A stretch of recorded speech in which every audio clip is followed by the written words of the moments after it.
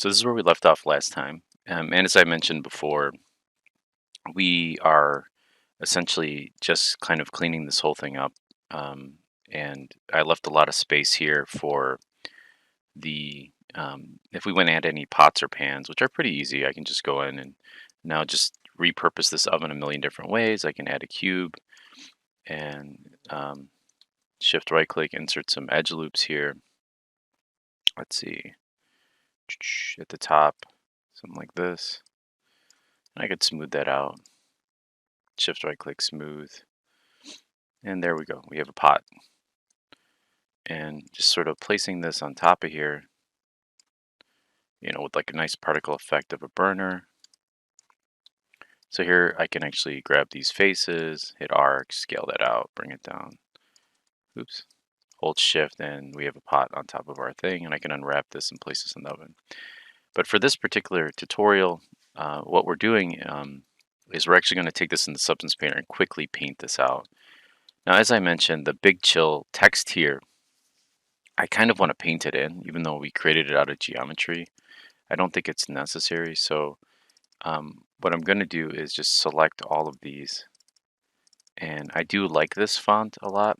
And so I am going to extract those faces. And I'm going to show you a trick. So I'm going to center pivot on that, and I'm going to shift right click, combine this. And then I'm going to center pivot on this, and I'm just going to do edit, delete all by type history so that we can clean that out. I'm actually going to save this as well because that scared me of a crash. So edit, delete all by type history. And then I'm going to do optimize scene size, which I think I added here. Let's delete this extra center pivot. It doesn't seem like it wants to delete, but that's okay. We'll do that another time. So I'm going to hold Control and Shift, optimize scene size. I'm going to hit OK and then let it optimize. Now, if you notice that a lot of this junk is still here, you can go to, there's a couple other ways to do it. Next to your optimize scene size settings, make sure that at the very bottom, unknown nodes is checked in shading network. We also want to make sure, you can see it updated now when I hit optimize. We want to make sure that it is really its own thing. So this other Big Chill thing, we can name it text. And then this could just be oven. And now I'm going to show you something that something I like to do. Now this is essentially our low poly, right? And I mentioned I wanted to bake this into our object. So I'm going to actually export this twice. So I'm going to select the oven and I'm going to do export selection. And on the desktop, I'm going to do oven underscore low. And then both of these, I'm going to do export selection. And I'm going to select that same, and I'm just going to change low to high.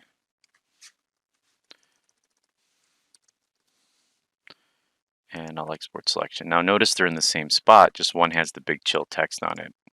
Let me go ahead and pause the video and open Substance now. Alright, so Substance is firing up. And I'm going to do File New, and I'm just going to select that low from the desktop. Here's oven low, and hit OK.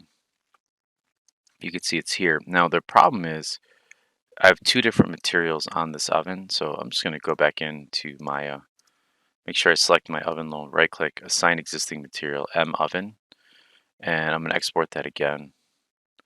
And instead of having to do file new, I'm just going to go edit project configuration, select, and this is great if you're making any modifications as you're going, and just reselect that and hit OK. You'll see it'll now update.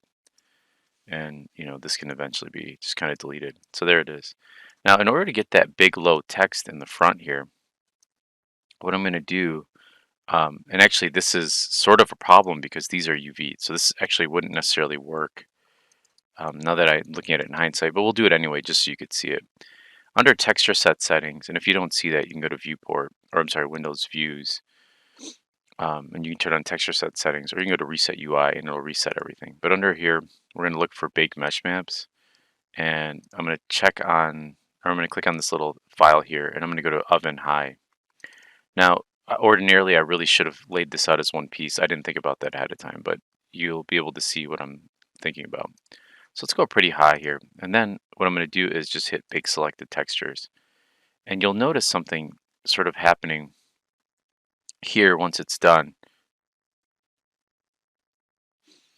And what it's doing is, notice it has the text here.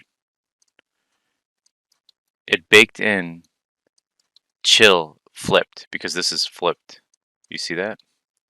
So what it actually did is it took that high resolution texture and it baked it on top. So another, maybe a better way of looking at it is I'm going to grab this bucket, put it here, and I'm just going to fill this color with something close to what I want the other one to be. So I think I went with like a light blue. Yeah, something like a greenish blue. And I could color sample it, but I think I'm just going to go with it. And notice that it actually baked out that big chill onto it. So I didn't even have to texture that. That was like a freebie. I'm actually going to rebake it, but I'm going to use the existing object and I'm going to get rid of this because it says chill backwards. I mean, I could keep that. That'd be kind of a cool oven name, but I'd rather just kind of like maybe add another plane and then bake it onto that plane. All right, now we're going to do this pretty quickly because this is not a texturing tutorial. It's more about a laying out our UVs. So let me pause this and grab my reference. All right, so you can see here in my oven here on the Big Chill website. It's a pretty pricey oven. It's really silver, silver, silver. I might just make this a reflective black material, and looks like it's got some white knobs here with a silver ring around it. I didn't add the ring, and then the top is pretty much just all black. I'm probably going to make the little, let's see if we can get a top shot of that oven anywhere. And there's some beauty. This is really beautiful with the copper. Looks like a copper finish. Maybe it's just reflection.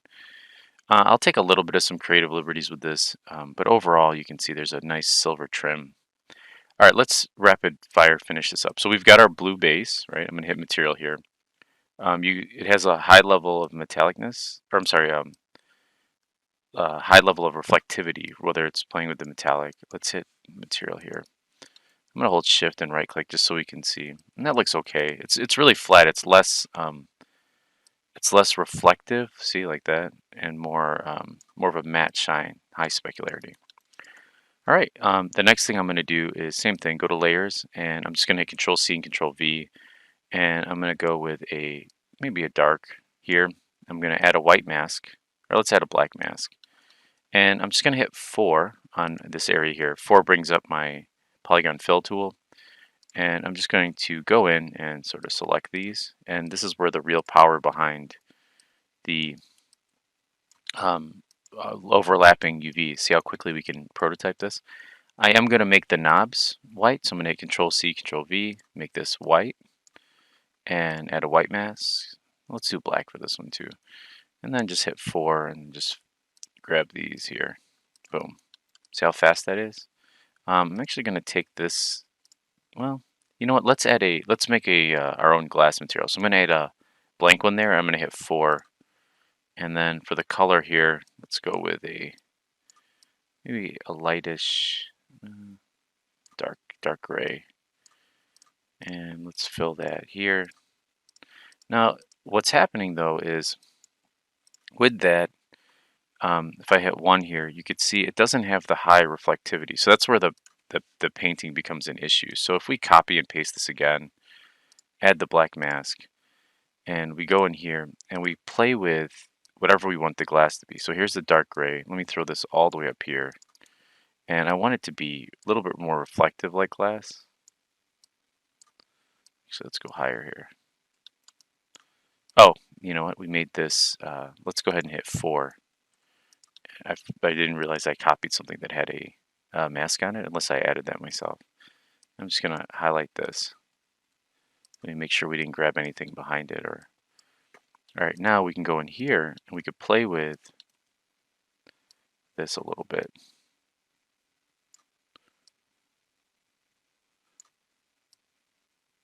That's maybe too mirrorish. I don't know, it looks kind of good to me. I don't know, I like that. And the seam here is because it's not welded properly, but I wouldn't worry about it. All right, let's grab a chrome.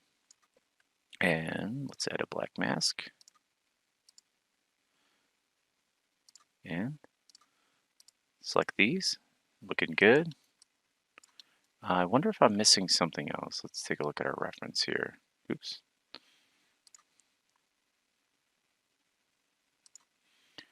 Um,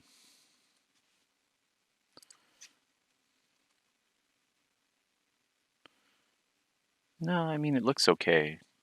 Let's see. I think I might, hopefully, the scaling's a little different. It has a nice trim at the top. So let's actually look at that. Let's look at a way of adding a nice silver trim. I did notice on the sides of the doors too, on some of them. I do like that. Okay, let's do it. So back here in Substance, just at the top here, with this selected, I'm going to go to face mode and just add that same silver trim to the sides. Something like this. I could do it with the brush so it's thinner, but yeah, you know what? I should do it with the brush. So I'm going to hit 1 to go to brush mode. And up here, let's see, is I believe, yeah, it's right there. So I'm just going to I'm going to bring my brush size down. And all I'm going to do is rotate this out by holding Alt and left clicking and holding Shift and just doing something like that. Maybe we'll do a little bit closer to the front. So something like this. And then we'll continue that going down the sides. And then, and that is sloppy. As I mentioned before, this isn't necessarily a texturing thing, it's more of a learning. Damn, I like that a lot better. Okay, let's go that route. Clicking on this side, holding Shift, clicking up. Let's rotate.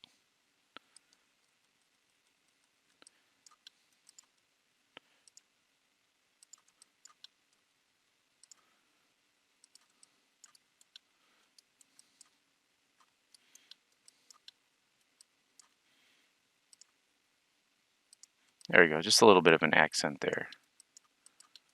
And what I could have done is turned on this, another teachable moment, because what that'll do is that'll mirror whatever I'm doing.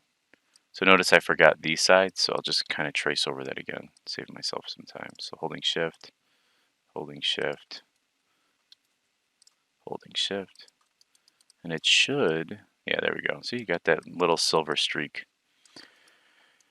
All right, let's see. I mean, what the heck, we can just add it to the side of this thing too. And for this, I probably will just do it in here to save time. So I'm going to hold 4 and just, does that go all the way to the knobs? Yeah. Just kind of fill that in. It's totally fine. All right. I think that looks good. Actually, that looks terrible. What's going on there? Did I get the back of this unit? Let's go ahead and grab our black and get rid of that. There we go. All right. Let's hit 1. That looks fine. All right, let's go ahead and export these textures. Bring it into Maya. That'll be our next tutorial.